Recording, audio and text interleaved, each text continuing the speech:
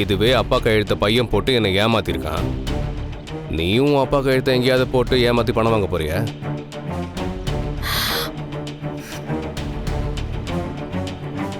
திருடனையும் ரவுடியும் தான் உங்க அப்பா வளர்த்து வச்சிருக்காரு.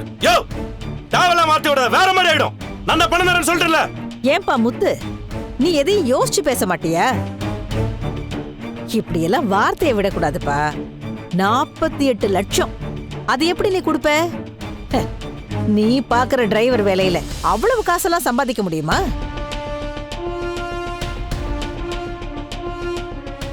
இல்ல உன் பொண்டாட்டி பூ கட்டி சம்பாரிச்சு கொடுப்பாளா? இது எங்க குடும்ப விஷயம், நீங்க தலையிடாதீங்க.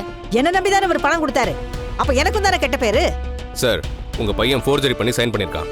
நான் இப்ப போலீஸ்க்கு கால் பண்ணா உங்க பையன் அரெஸ்ட் பண்ணி உள்ள வச்சிருவாங்க. என் பணத்துக்கு இப்ப என்ன பதில் சொல்றீங்க? என்ன சார் சொல்றீங்க? என் பையன் என் கையெழுத்து போட்டிருக்கான். அவனை என் பொண்டாட்டி எனக்கு தெரியாம கையெழுத்து போட சொல்லியிருக்கிறான். அதுக்கப்புறமும் நான் உயிரோடு இருக்கிறது பெரிய விஷயம். அப்பா ஏன்பா? என்னப்பா? இங்க பாரு, இது எங்களுக்கே தெரியாம நடந்திருக்குது. எனக்கு 1 வருஷம் டைம் கொடு. அதுக்குள்ள நானே என்ன கடன் அடைக்கிறேன்.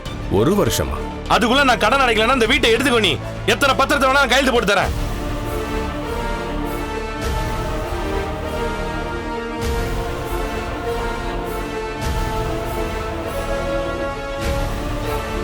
$48 லட்சம் பெரிய அமௌண்ட்டுங்க. கொஞ்சம் டைம் கொடுங்க, நாங்க கட்டிடுறோம்.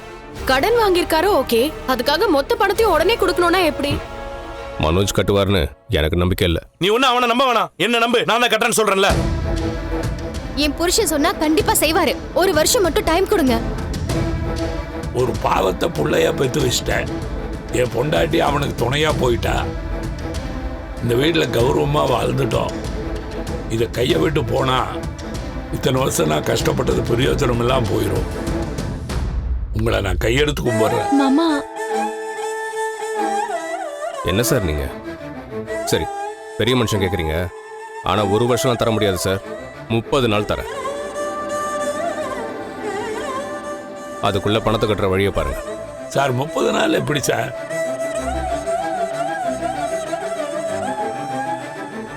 அப்பா 3 மாசம் டைம் கொடு. அதுக்குள்ள நான் கொடுக்குறேன். சரி, 3 மாசம் தான் டைம். 1 நாள் தான்னா கூட நான் வீட்டை ஏலத்துக்குள்ளான இப்ப பத்திரம் எழுதுறேன். கழுத்து போட்டுக்கணும்.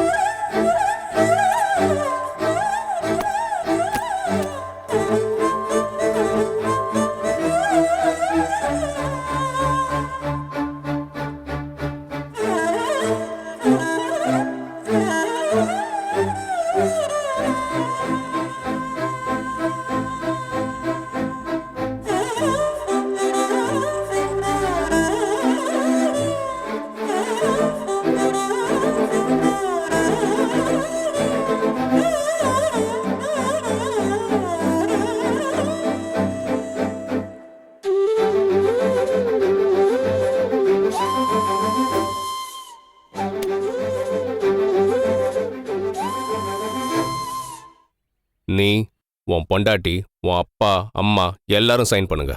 இப்பயாவது ஒரிஜினல் சைனா இருக்கட்டும். ம்.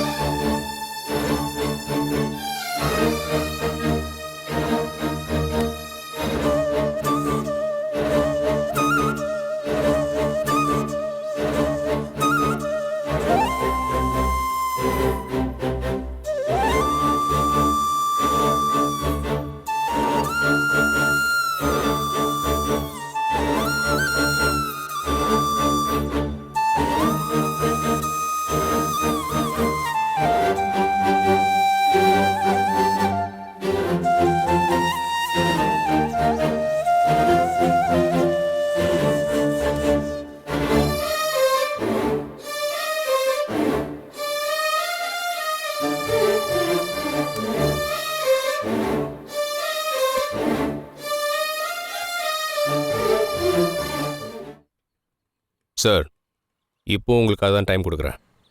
பணம் வரலன்னா வீடு ஏலத்துக்கு போயிடும். மறந்துடாதீங்க. நான் வரேன்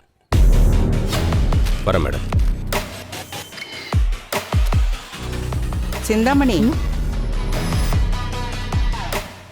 நான் எப்ப 48 லட்சம் வாங்கினேன்? இது பொய் கணக்கு. அந்த ஆள் ஏமாத்துறான்னா நீங்களும் எதுவும் சொல்லாம இருக்கீங்க. நான் என்ன செய்ய முடியும்? உங்க பையனுக்கு பணம் தேவைப்படுறப்பெல்லாம் நீங்க அவர்கிட்ட வாங்கியிருக்கீங்க, அதான் இப்படி சேர்ந்துருக்கு. ஆனா உங்க பையனை வச்சே உங்க புருஷன் கையெழுத்த நீங்க போட்டீங்க பாத்தீங்களா? நீங்க தான் எல்லாரையும் ஏமாத்திருக்கீங்க.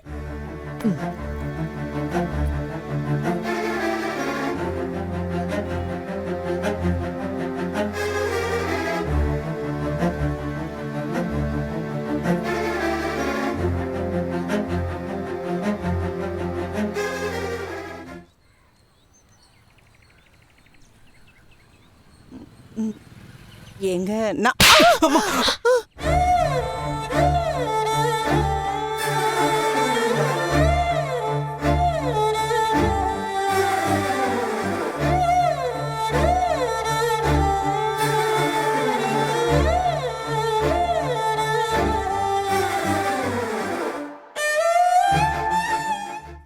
ஒரு வார்த்தை பேசினா கொன்னே போட்டுருவேன். இந்த வீட்டை அடகு வைக்கல, என் மானம், மரியாதை, கௌரவம் எல்லாத்தையும் அடமான வச்சிட்டேன். என் கையெழுத்தை திருட்டுத்தனமா போட வச்சு எனக்கே துரோகம் பண்ணிட்டீல்ல.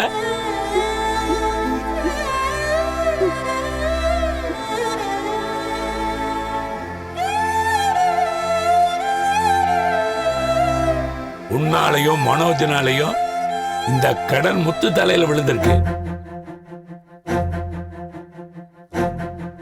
நீ அதை விடுப்பா, நான் கட்டிடுவேன்ப்பா, என்ன நம்புப்பா.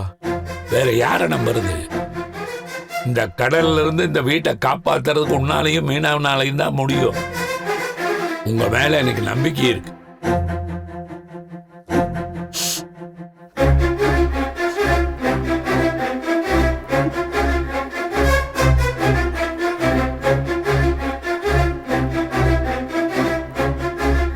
ஒண்ணு மட்டும் சொல்றேன், நான் 3 பிள்ளைகளையும் சமமா தான் பார்க்கறேன்.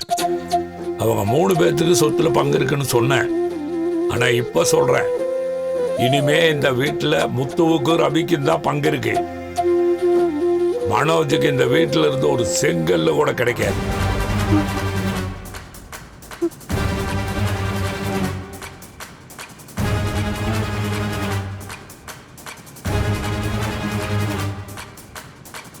உனக்கு சேர வேண்டிய பங்கு முத்துவுக்கு மீனாவுக்கு தான் போகும்.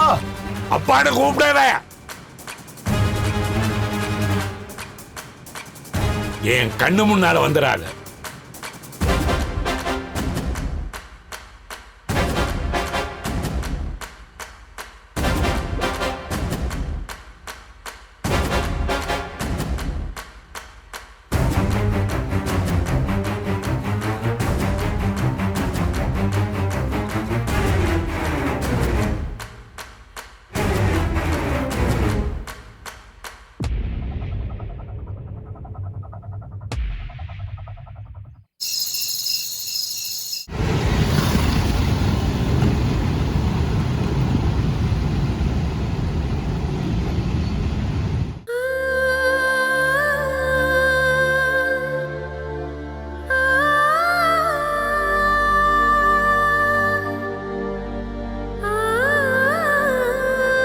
பால் ஏதாவது குடிக்கிறீங்களா?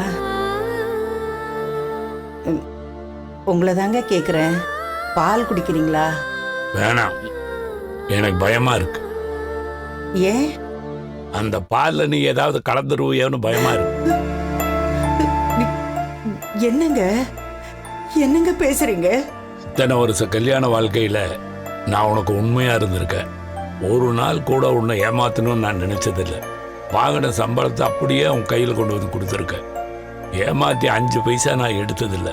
பண விஷயத்துல மட்டும் இல்லை, எல்லா விஷயத்துலையுமே நான் உனக்கு உண்மையா இருந்திருக்கேன். ஒரு பொய் கூட சொன்னதில்லை. உனக்கு தெரியாம நான் எதையுமே செஞ்சதில்லை.